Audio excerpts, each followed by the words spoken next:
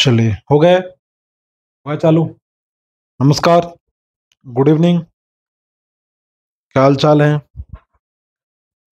जिस हिसाब से रोहित शर्मा ने खुद को ड्रॉप कर लिया आखिरी टेस्ट से कि मैं खराब प्रदर्शन कर रहा हूँ और मैं टीम को ध्यान में रखते हुए खुद को बाहर रखता हूँ, अगर इतना हमारे नेता सोच लें तो देश का तो भला ही हो जाए, है ना। खैर चलिए शुरू करते हैं। आज का पहला क्वेश्चन, डेनमार्क की राजधानी क्या है? डेनमार्क की राजधानी क्या है? तो क्या नाम है उसका? कोपेनहेगन। ठीक है, कोपेनहेगन क्या है इसकी राजधानी है। क्लियर। अगला, बीसीजी का टीका किसका? बीसीजी का टीका किसमें दिया जाता है? ठीक है, किसमें दिया जाता है? टीवी में। किसमें दिया जाता है? टीवी में दिया जाता है। क्लियर। अगला प्रश्न, ट्रिप्सिन का निर्माण कहां होता है? ट्रिप्सिन का निर्माण कहां होता है? अग्नाशय में। कहां पर होता है? अग्नाशय में। क्लियर, ये बात याद रखना। ट्रिप्सिन क्या एक एंजाइम है, ये बात याद रखना। अंतरराष्ट्रीय हॉकी मैच की अवधि कितनी होती है? अंतरराष्ट्रीय हॉकी मैच की अवधि कितनी होती है? आपसे प्रश्न यह पूछा गया है। तो कितनी होती है? 70 मिनट। कितनी होती है? 70 मिनट। ठीक है, ये बात याद रखना। क्लियर। अंतरराष्ट्रीय हॉकी मैच की अवधि कितनी होती है? 70 मिनट। अगला प्रश्न, निमोनिया से शरीर का कौन सा अंग प्रभावित होता है? कौन सा अंग प्रभावित होता है? ठीक है, तो बताइए कौन सा? फेफड़ा। कौन सा? फेफड़ा एक ऐसा अंग है जिससे प्रभावित होता है। अगला प्रश्न, चलिए ठीक है, क्या नाम से क्रायोलाइट, वो क्या है आपका? क्रायोलाइट किसका अयस्क है? सवाल है आपसे, क्रायोलाइट किसका अयस्क है? किसका अयस्क है? लोहा, एल्यूमिनियम, तांबा। तो ये किसका अयस्क है आपका? एल्यूमिनियम का। किसका अयस्क है? एल्यूमिनियम का अयस्क है। ठीक है, क्रायोलाइट।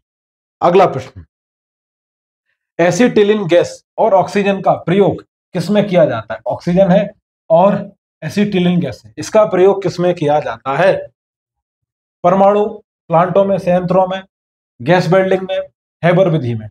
इसमें किया जाता है गैस बिल्डिंग में, इसका ही प्रयोग किया जाता है। क्लियर। अगला प्रश्न, दिल्ली सल्तनत में स्थायी सेना किसने रखी पहली बार?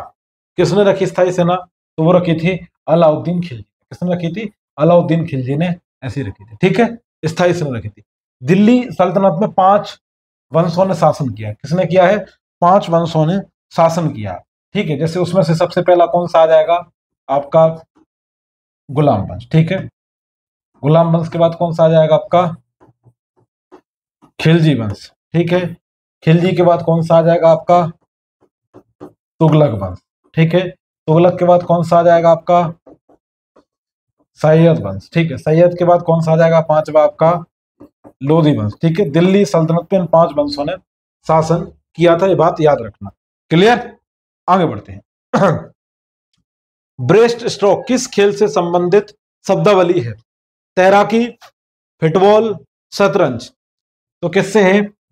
तैराकी से। किससे है? तैराकी से संबंधित एक ये क्या है? शब्दावली है।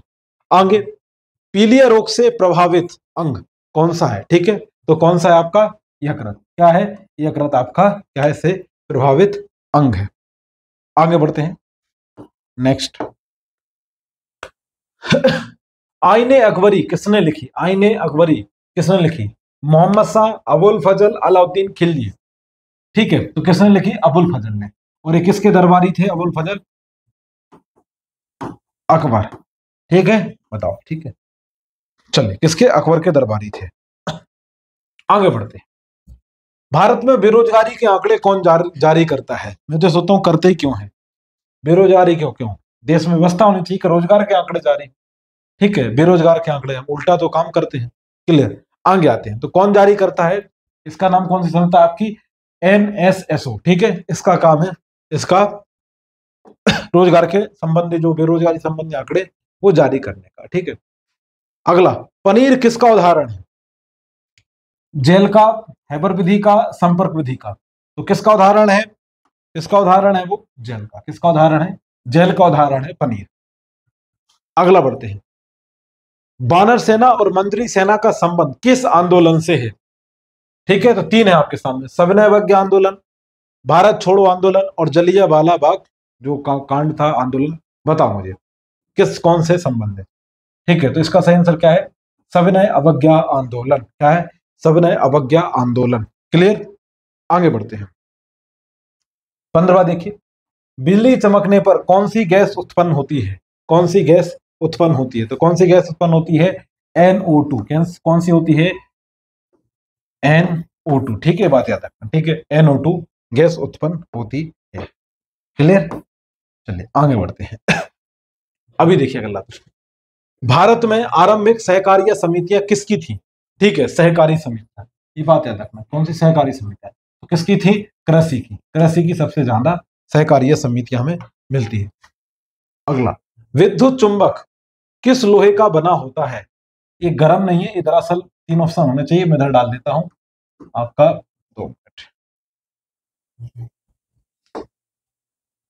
ये क्या है? गर्म लोहा है। ठीक है, एक ही कच्चा लोहा है और एक है मृदु लोहा। ठीक है, तो आपसे पूछा गया कि जो विद्युत चुंबक है ना, जो बनती है, किस लोहे का बना होता है? वो किसका बना होता है? मृदु लोहे का बना होता है। इतनी बात याद रखना। अगला बढ़ते हैं, कास्टिक सोडा का रासायनिक सूत्र क्या है? कास्टिक सोडा का रासायनिक सूत्र क्या है? ठीक है, तो वो आपका सही आंसर क्या है? आपका करेक्ट, NaOH। ठीक है, NaOH करेक्ट, ध्यान रखना। इसमें वो कैपिटल वाला छोटा वाला आ जाएगा। क्लियर, आगे बढ़ते हैं। अगला प्रश्न देखिए, किस शासक ने खुद को विक्रमादित्य की उपाधि से सम्मानित किया था? चंद्रगुप्त प्रथम, द्वितीय, तृतीय, है ना, समुद्रगुप्त प्रथम। तो वो कौन था आपका? चंद्रगुप्त। ठीक है, द्वितीय ने ऐसा किया था। अगला प्रश्न, मोर्टार किसका मिश्रण है? मोर्टार किसका मिश्रण है? सीमेंट बालू का, सीमेंट बालू सोडियम का, सीमेंट बालू जल का, सीमेंट बालू डीजल का, किसका? इसका सही आंसर क्या है? किसका मिश्रण है? सीमेंट बालू, इसके बाद जल। ठीक है, इनका मिश्रण। ठीक है, क्या कहलाता है? मोर्टार कहलाता है। ठीक है, सीमेंट ईटा। ठीक है, तो ये क्या है आपका? टा है। ठीक है, इतना याद रखना, ग्रामर के पीछे मत पड़ जाना। आगे बढ़ते हैं।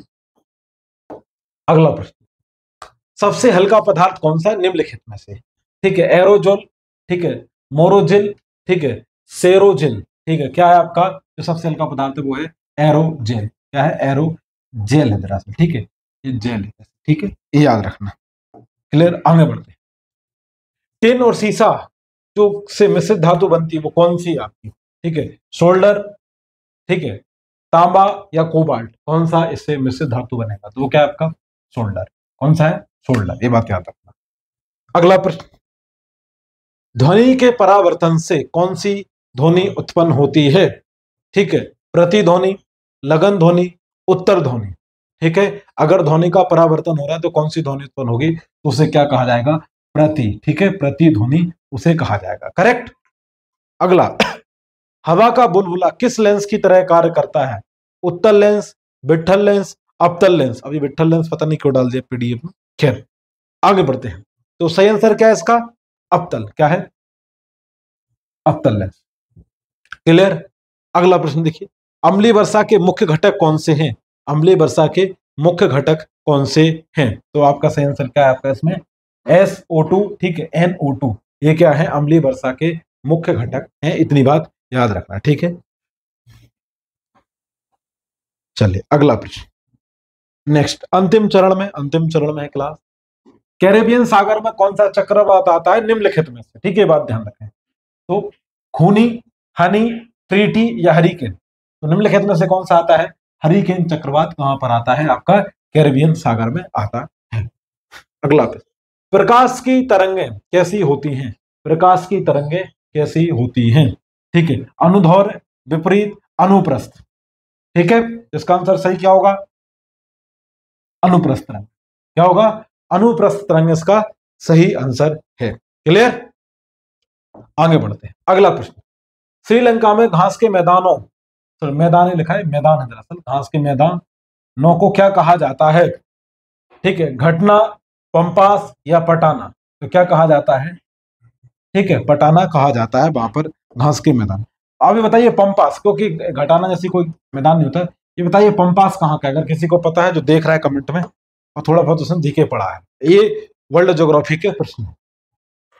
ट्रिप्सन का निर्माण कहाँ होता है? अच्छा, दो क्या है, रिपीट हो गए हैं, ठीक है, ये अग्नासा है और एक आपका ये क्या नाम से, क्रायोलाइट वाला, एल्युमिनियम वाला, ठीक है, ये दो रिपीट हो गए। सो आज के लिए सॉरी, ठीक है, ये बात ध्यान रखो। तो ये थे आपके आज के 30 क्वेश्चन, हम उन्हें आज 28 मान लेते हैं, ठीक है। बाकी अपना ख्याल रखें। Today for enough, keep watching.